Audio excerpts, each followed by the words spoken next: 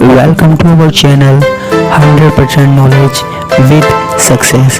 Video देखने से पहले चैनल को सब्सक्राइब कीजिए और बेल आइकॉन दबाइए। नमस्कार दोस्तों, स्वागत है आपका एक बार फिर से बीएससी सेकेंड ईयर की केमिस्ट्री क्लासेज में। देखो, हमारे पास बात चल रही थी लैंथेनाइड्स की बात चल रही थी हमारे पास लैंथेनाइड्स की बात चल रही थी, ठीक है। अरे बड़े इंटरेस्टिंग से टॉपिक है हमारे पास ये। हालांकि इसको पढ़ाया नहीं जाता, कहीं कहीं 12th क्लास में भी कम ही पढ़ाया गया होगा, लेकिन हम पढ़ रहे हैं। देखो, हम इसकी प्रॉपर्टीज़ के बारे में पढ़ रहे हैं। तो हमने इसकी जो प्रॉपर्टीज़ देखी है उनमें हमने इलेक्ट्रॉनिक कॉन्फ़िगरेशन देखा था, साथ में हमने इसके ट्राई पॉजिटिव इलेक्ट्रॉनिक कॉन्फ़िगरेशन भी बताया था, और ऑक्सीडेशन स्टेट, जिसमें से अक्सर क्वेश्चंस पूछे जाते हैं। आज एक और प्रॉपर्टीज़ हम देखने जा रहे हैं। कौन सी? हम देखने जा रहे हैं इसकी एटॉमिक रेडियस, ठीक है, परमाणुवीय त्रिज्या, एंड आयोनिक त्रिज्या, आयोनिक रेडियस, ठीक है।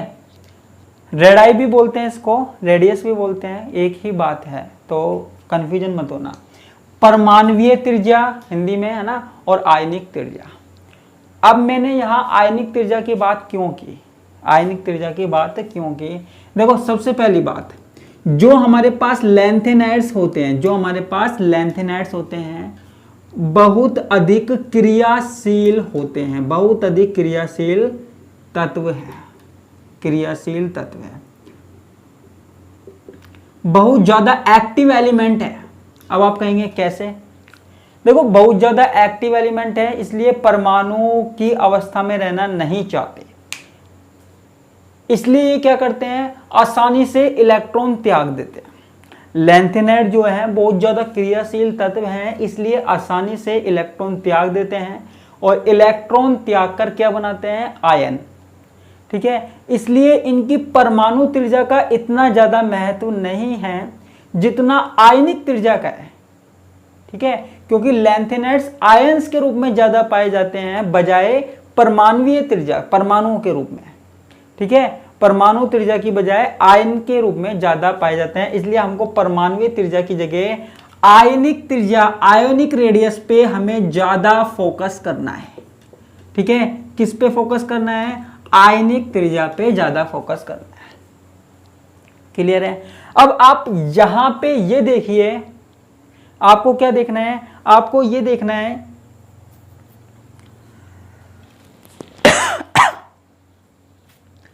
हाँ सॉरी, देखो, आयनिक त्रिज्या यानी कि आयंस की त्रिज्या, आयनिक त्रिज्या यानी कि आयंस की त्रिज्या, आयंस की त्रिज्या यानी कि जैसे हमारे पास हमने देख लिया क्या, सीरियम +3, इसके अलावा जो भी हमारे पास Pr+3, आपको पता है सबसे ज्यादा +3 ऑक्सीकरण अवस्था पाई जाती है, ठीक है। देखो, जब हम सीरियम से चलते हैं, लैंथेनम तो आता ही नहीं हमारे, लेकिन हम लिख लेते हैं वो तो, है ना, चलो लिख लेते हैं, आपकी बात मानते हैं।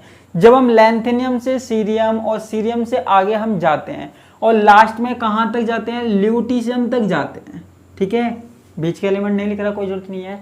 जब हम लैंथेनियम से सीरियम से होते हुए ल्यूटीशियम तक जाते हैं, तो परमाणुवीय त्रिज्या आयनिक त्रिज्या में क्या अंतर होता है वो हमको पढ़ना है, ठीक है। अब आप देखो, किसी भी परमाणु की त्रिज्या या आयनिक त्रिज्या दो चीजों पे डिपेंड करती है। मैंने आपको पहले भी बताया था डी ब्लॉक में, कौन कौन से? एक तो नाभिकीय प्रभाव, एक तो नाभिकीय प्रभाव, ठीक है, और एक है परिरक्षण प्रभाव, ठीक है। एक है हमारे पास क्या है? परिरक्षण प्रभाव। दो चीजों पे डिपेंड करती है, ठीक है बच्चों। अब ये नाभिकीय प्रभाव क्या होता है और परिरक्षण प्रभाव क्या होता है, एक बार और देख लेते हैं। देखो, आपको पता है नाभिक के बीच में क्या होता है?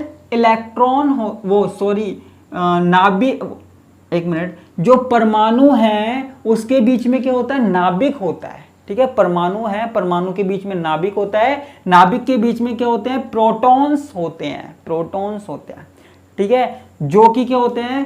पॉजिटिव चार्ज वाले होते हैं, जो कि क्या होते हैं, पॉजिटिव चार्ज वाले होते हैं। अब ये जो नाभिक है ना, इलेक्ट्रॉनों को क्या करता है, आकर्षित करता है, माइनस वाले को क्या करता है, आकर्षित करता है। ठीक है, नाभिक इलेक्ट्रॉनों को जितना ज्यादा आकर्षित करता है, जितना ज्यादा अट्रैक्ट करता है, वो उसका नाभिकीय प्रभाव कहलाता है। नाभिक किसी चीज को कितना ज्यादा आकर्षित कर सकता है, वो उसका नाभिकीय प्रभाव कहलाता है, न्यूक्लियस इफेक्ट कहलाता है। ठीक है बच्चों, अब बात आती है परिरक्षण प्रभाव की। देखो होता क्या है, यहां पे जो अंदर वाले इलेक्ट्रॉन हैं, है ना, वो बाहर वाले इलेक्ट्रॉनों का विरोध करते हैं, है ना। देखो अंदर वाले इलेक्ट्रॉन ये नहीं चाहते कि बाहर वाला इलेक्ट्रॉन नाभिक के पास आए।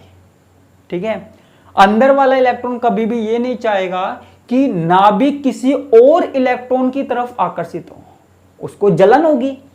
ठीक है, देखो सीधी सी बात है, इलेक्ट्रॉनों के ऊपर माइनस चार्ज है, नाभिक के ऊपर प्लस चार्ज है। ठीक है, नाभिक इलेक्ट्रॉनों को आकर्षित कर रहा है, लेकिन एक इलेक्ट्रॉन कभी ये नहीं चाहेगा कि वो दूसरा इलेक्ट्रॉन नाभिक को आकर्षित करे। ठीक है, इसलिए अंदर वाले जो इलेक्ट्रॉन है ना, वो बाहर वाले इलेक्ट्रॉन को क्या करेंगे, प्रतिकर्षित करेंगे, प्रतिकर्षित करेंगे, जिसके कारण परमाणु आकार बढ़ता है। ठीक है, ये बात क्लियर है। ठीक है, तो ये दो बातें आपको याद रखनी है कि किसी भी परमाणु के लिए नाभिकीय प्रभाव और परिरक्षण प्रभाव काम में आते हैं। ठीक है बच्चों, इसको मैं थोड़ा सा मिटा देता हूं। अब देखो लैंथेनम से सीरियम पे जाते हैं, सीरियम से आगे हम जाते हैं प्रेसियोडाइमियम और फिर जो ल्यूटीशियम तक। तो यहां पे होता क्या है, यहां पे हमारे पास जो परमाणु आकार है, जो आयनिक त्रिज्या है, वो कम होती जाती है। आयनिक त्रिज्या कम होती जाती है, त्रिज्या कम होती जाती है। ठीक है, वैसे तो सभी श्रेणियों में, चाहे डी हो चाहे कोई सी भी श्रेणी हो, वहां पे आयनिक त्रिज्या, परमाणु त्रिज्या कम होती है। यहां पे भी आयनिक त्रिज्या कम होती है। कारण क्या है, कारण क्या है, लैंथेनियम से जब आगे जाते हैं तो नाभिकीय प्रभाव बढ़ता है, नाभिकीय प्रभाव बढ़ता है। ठीक है, सीधी सी बात है, जब हम लैंथेनियम से जाएंगे ल्यूटीशियम तक नाभिकीय प्रभाव बढ़ेगा। नाभिकीय प्रभाव कब बढ़ता है, जब नाभिक के अंदर प्रोटॉनों की संख्या बढ़ती है। नाभिक के अंदर प्रोटॉनों की संख्या कैसे बढ़ेगी, जैसे जैसे परमाणु क्रमांक बढ़ता जाएगा, 57, 58, 59, 60। तो ये क्या हो रहा है, ये क्या हो रहा है कि प्रोटॉन्स की संख्या बढ़ती जा रही है। परमाणु क्रमांक बढ़ा, प्रोटॉन्स की संख्या बढ़ी, और प्रोटॉन्स की संख्या बढ़ी तो क्या होगा कि नाभिक का जो इलेक्ट्रॉनों पे वो आकर्षण ज्यादा होगा। जितने ज्यादा प्रोटॉन होंगे वो उतना ज्यादा ही इलेक्ट्रॉनों को आकर्षित करेंगे। ठीक है, और जितना ज्यादा आकर्षित करेंगे, नाभिकीय जो प्रभाव है वो भी बढ़ेगा। ठीक है, और जब हमारे पास नाभिक इलेक्ट्रॉनों को आकर्षित करता है, आकर्षित करने का मतलब पास बुलाना। ठीक है, आकर्षित करने का मतलब पास बुलाना। तो ये जो नाभिक का आकार होता जाता है ना, वो कम होता जाता है।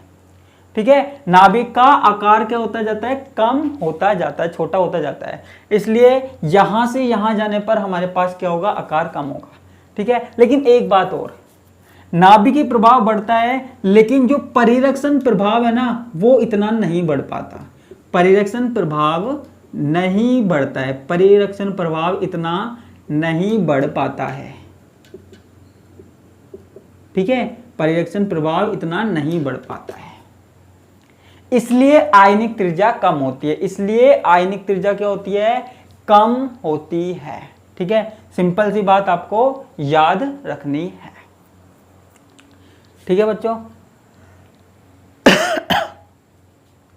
अगर हम इसका ग्राफ बनाएं परमाणुवीय त्रिज्या का, आयनिक त्रिज्या का, तो आयनिक त्रिज्या लगातार कम होती रहती है। तो हम इसका ग्राफ इस तरीके से बना सकते हैं।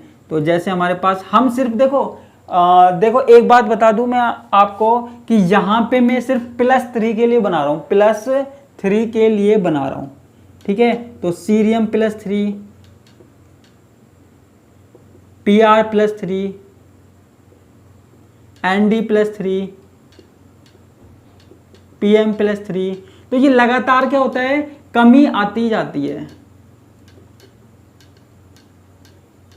ठीक है, तो लगातार क्या होता जा रहा है हमारे पास, कमी आती जाती है।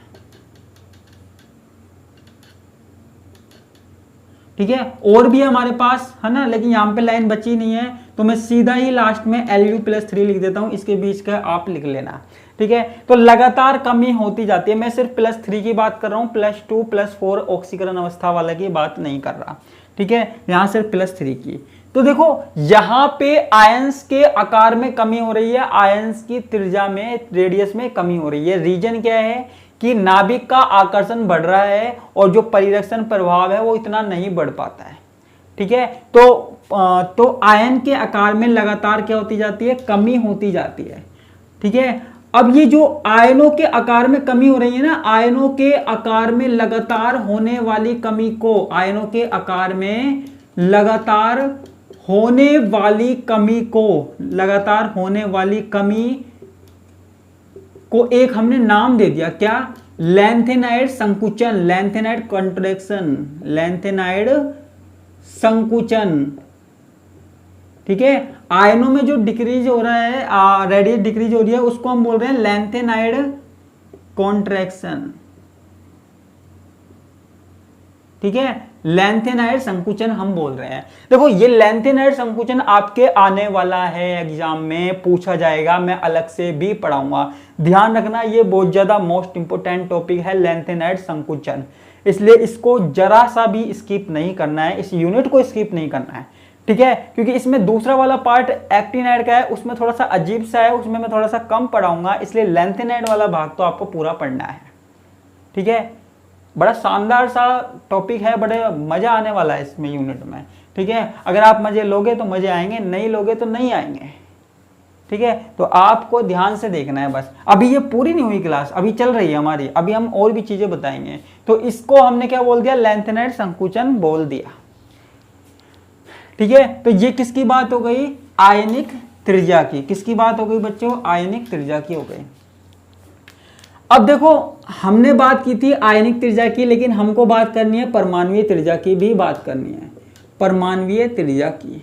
हालांकि मोस्ट इंपोर्टेंट कौन सी है, आयनिक त्रिज्या, लेकिन परमाणुीय त्रिज्या भी हम देख लेते हैं। ठीक है, इसका हम ग्राफ बनाते हैं किस किस के बीच में, परमाणु त्रिज्या, परमाणु त्रिज्या, और ये क्या है, परमाणु क्रमांक। यहां पे हम लिख सकते हैं परमाणु क्रमांक या परमाणु संख्या, एटॉमिक नंबर। ठीक है, देखो जैसे हमारे पास आयंस की त्रिज्या लगातार घट रही थी, वैसे यहां पे बिल्कुल नहीं होता, यहां पे बिल्कुल नहीं होता। आप कहोगे फिर यहां पे क्या होता है, देखो यहां पे अनियमितता पाई जाती है। यहां पे क्या पाई जाती है, अनियमितता पाई जाती है। जैसे लैंथेनियम की परमाणुीय त्रिज्या ज्यादा, फिर सीरियम की क्या हो गई, कम हो गई। ठीक है, फिर पीआर की ज्यादा हो गई, फिर एनडी की कम हो गई। ठीक है, लगातार अनियमितता पाई जाती है। फिर जैसे पीएम है, एसएम है, वहां तक तो कम हुई। ठीक है, फिर यहां पे यूरोपियम की ज्यादा हो गई, अभी हम बता रहे हैं क्यों हुआ। फिर उसके बाद गैडोलिनियम की कम हो गई। ठीक है, फिर उसके बाद कौन सी, जो भी तत्व हमारे पास आते जाते हैं, टीबी, फिर उसके बाद डी वाई, है ना, फिर उसके बाद एचओ। थोड़ा सा देखो ग्राफ थोड़ा सा इधर उधर हो सकता है। फिर उसके बाद ई आर। ठीक है, उसके बाद हमारे पास क्या है, टीएम आ जाता है। ठीक है, यहां पे थोड़ा सा टीएम बना देता हूं। ठीक है, ये टीएम आ जाता है, थूलियम आ जाता है। उसके बाद जो हमारे पास वाई भी है, वो भी हमारे पास क्या है, उसकी भी परमाणु त्रिज्या ज्यादा होती है। फिर उसके बाद लूटीशियम। ठीक है, उसके बाद हमारे पास क्या आता है, लूटीशियम। अब देखो यहां पे देखो आयनिक त्रिज्या में तो कोई दिक्कत नहीं थी, लगातार कमी हो रही थी, कोई प्रॉब्लम ही नहीं होनी चाहिए। लेकिन यहां पे परमाणुीय त्रिज्या कभी कम कभी ज्यादा, कभी कम कभी ज्यादा, कभी खुशी कभी गम, कभी कम कभी ज्यादा। तो ऐसा क्यों हो रहा है, यहां पे ऐसा क्यों होता है, वो हम यहां पे ध्यान देते हैं। ठीक है, अब देखो यहां पे हो क्या रहा है, सबसे पहले इनको देखते हैं, यूरोपियम, ठीक है, और इट्रीबियम। इट्रीबियम की सबसे ज्यादा परमाणुीय त्रिज्या है, क्यों, ठीक है। कारण मैंने आपको ऑक्सीकरण अवस्था पढ़ाई थी, तो वहां पे मैंने बताया था कि यूरोपियम और इट्रीबियम किस में पाए जाते हैं, +2 ऑक्सीकरण अवस्था में पाए जाते हैं। ठीक है, तो देखो इसका मतलब क्या है, यहां पे +2 ऑक्सीकरण अवस्था ज्यादा स्थायी होती है, +3 भी होती है, लेकिन +2 ज्यादा स्थायी होती है। आप कहेंगे +2 ज्यादा स्थायी क्यों होती है? मैंने आपको बताया था कि यूरोपियम और इट्रीबियम 2 इलेक्ट्रॉन त्यागने के बाद F7 और F14 इलेक्ट्रॉनिक विन्यास प्राप्त कर लेते हैं। F7 और F14 इलेक्ट्रॉनिक विन्यास प्राप्त कर लेते हैं। ठीक है, इसलिए +2 ऑक्सीकरण अवस्था स्थायी होती है, किसमें, यूरोपियम और इट्रीबियम में। ठीक है, तो इसका मतलब क्या हुआ, यूरोपियम और इट्रीबियम जब किसी से बॉन्ड बनाते हैं, किसी और परमाणु से बॉन्ड बनाते हैं, तो केवल 2 इलेक्ट्रॉनों का ही योगदान देते हैं, केवल 2 इलेक्ट्रॉन का योगदान देते हैं, केवल 2 इलेक्ट्रॉन का योगदान देते हैं। इसलिए इनकी परमाणुवीय त्रिज्या अधिक होती है, परमाणु त्रिज्या अधिक होती है, ऐसा कहते हैं, ज्ञात किया गया है। ठीक है, क्योंकि ये 2 इलेक्ट्रॉन, इसमें कारण क्या है, 2 इलेक्ट्रॉन दे सकते हैं। आपको इतना सा याद रखना है, यूरोपियम और इट्रीबियम का पूछ ले, क्योंकि देखो प्रॉब्लम हमको कौन कर रहा है, प्रॉब्लम हमको यही कर रहा है, प्रॉब्लम हमको कौन कर रहा है, यूरोपियम और इट्रीबियम ही कर रहा है, क्योंकि सबसे ज्यादा ऊपर ही छड़े पड़े हैं भाई साहब। ठीक है, और बाकी तो नीचे नीचे है, औरों की तो क्या दिक्कत है, और तो नॉर्मल चल ही रहा है उनका। ठीक है, सही है ना, हाँ सही है। अच्छा, ये सीरियम, सीरियम नीचे कैसे है ना, सीरियम के बारे में भी एक कहानी है। क्या, सीरियम में +4 ऑक्सीडेशन स्टेट होती है जो स्थायी होती है, +4 ऑक्सीडेशन स्टेट होती है जो स्थायी होती है, आपको पता है, क्योंकि यहां पे भी आपको पता है स्थायी इलेक्ट्रॉनिक विन्यास होता है। ठीक है, यहां पे भी स्थायी इलेक्ट्रॉनिक विन्यास होता है, F0 हो जाता है ना, F0 हो जाता है। ठीक है, तो यहां पे सीरियम जो है वो बंद बनाने में कितने इलेक्ट्रॉनों का योगदान दे सकता है, 4। ठीक है, बंद बनाने में 4 इलेक्ट्रॉनों का योगदान दे सकता है, 4 इलेक्ट्रॉनों का योगदान देता है भैया, देता है, 4 इलेक्ट्रॉनों का योगदान देता है, जिसके कारण इसका जो आकार है, परमाणुवीय आकार है, परमाणुवीय त्रिज्या है, वो अगल बगल वालों से कम होती है, अगल बगल वालों की तुलना में कम होती है, इसके आगे वाले से भी कम, इसके पीछे वाले से भी कम।